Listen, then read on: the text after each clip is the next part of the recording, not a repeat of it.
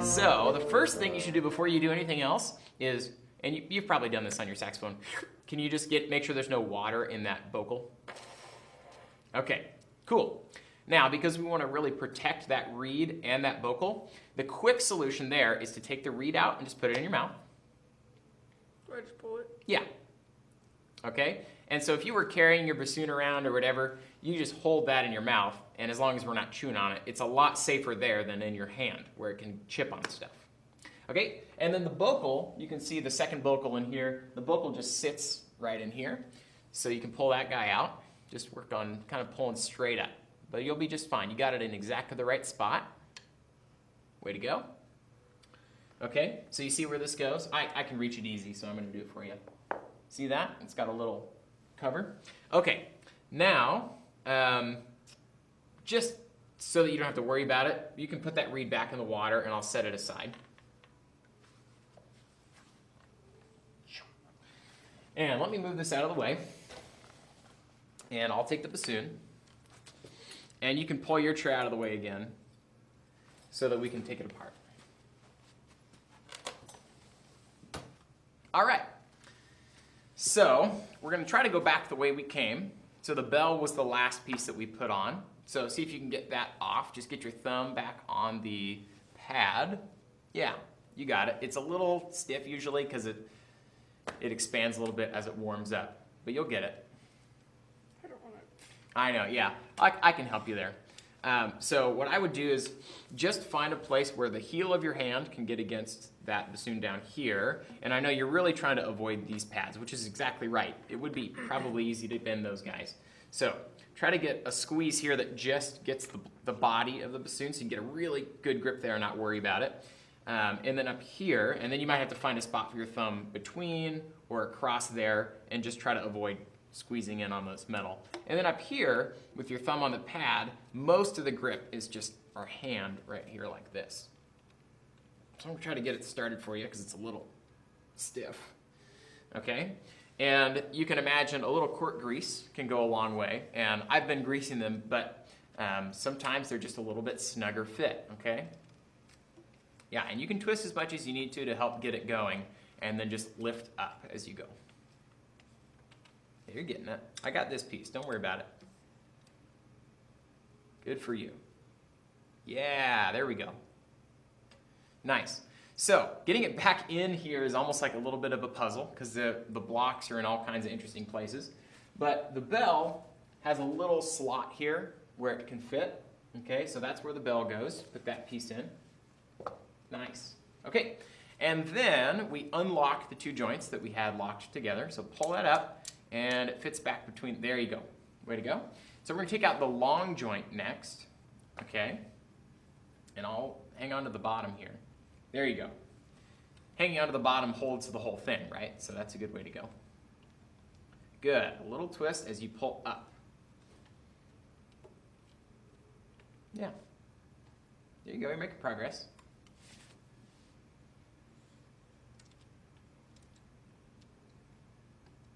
Good job. Yeah. It's like the first time you hold any woodwind, it feels like you're going to break everything. And then, as you practice this, it's certainly something that gets easier. Now, those were the furthest up in the instrument, kind of like the bell of your saxophone. So does much water get, on the actual bell of your saxophone? No.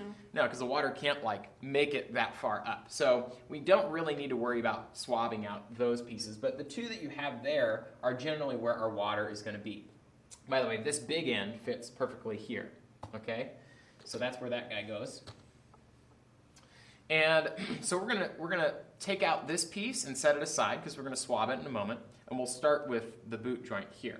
So get a hand on each piece. And just pull them apart.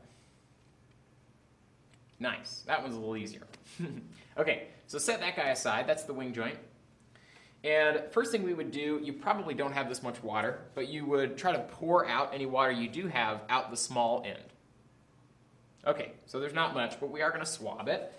So we've got our weighted swab, and it works sort of like getting it around the crook of your saxophone. There is a tube here at the bottom. So we got to try to drop it in and get it around that tube. So here's this guy. And we're going to go from the big hole to the small hole because that's like going backwards through the instrument. We want that moisture going up the way it came. Got it? Yeah. Nice. So as you shake it, you got to feed it in. Yeah, there you go.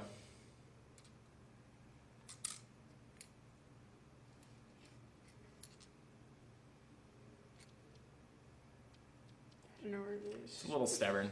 I think you actually do have it, so as you shake, feed a little bit of string up there. Ah, see that? Okay, you keep shaking it. And keep feeding it up until you see the weight come out. We're almost there. Yeah, way to go. Okay, so for the amount that we played just now, once through is going to be fine. If you feel like you need to do it twice through, that's fine too.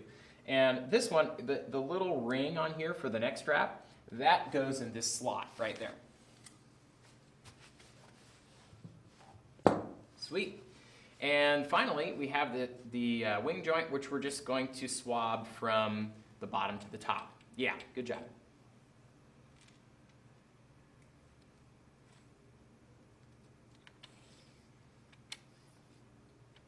Nicely done. Okay, and again, once through there is probably just fine. Now this one sits next to the long joint in this case, and you can see here we have that locking pin. Okay, so that's going to go somewhere near there. This cork is going to fit next to the long joint there. So just try and put that in and see if you can figure out the way it sits. I think this one, in this case, is probably the trickiest to figure out. But that concave portion is going to have to be toward the long joint, right? So see if you can get that to fit in. Yeah, you're on the right track. You can turn that guy a little bit. Okay, so that actually is good. You can see that that little gap is for this pad, and we're in and we're secure. Okay, so now that stuff's not wiggling, we're in good shape. We can close it up. But we want to make sure our swab gets back in.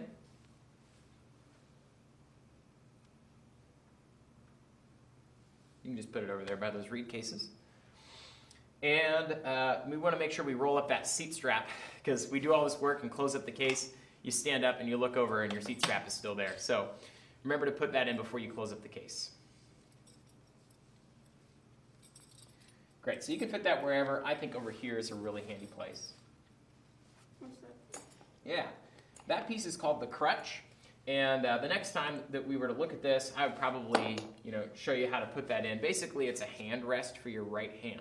So you know that little sticky outy piece of metal that your hand was on? You can put this in there. But depending on the size of your hand, sometimes that helps. It doesn't help if it pushes your hand too far away. But some people really like it. I just wanted it to be out of the way while we were learning where to put our fingers. All right. Cool? So it's an optional piece. Cool. Nice.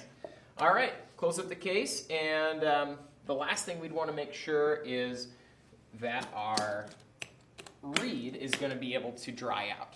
Okay? So you can take the reed out of the water there and just shake it off a little bit.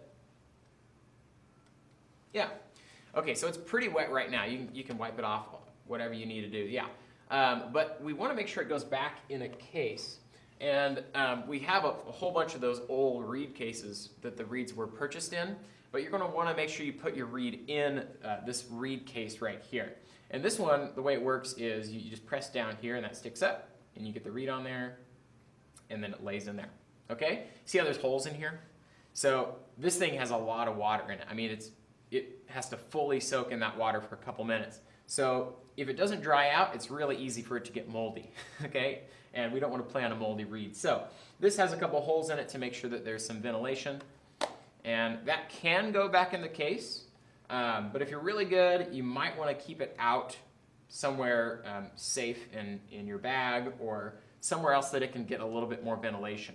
Because if you think about it, you've got a reed inside a case, and it actually even has another fabric case on the outside. So we just need to make sure that our reeds actually dry out between each playing. Other than that, you're pretty much good to go. Okay. Cool? Yeah. Nice job.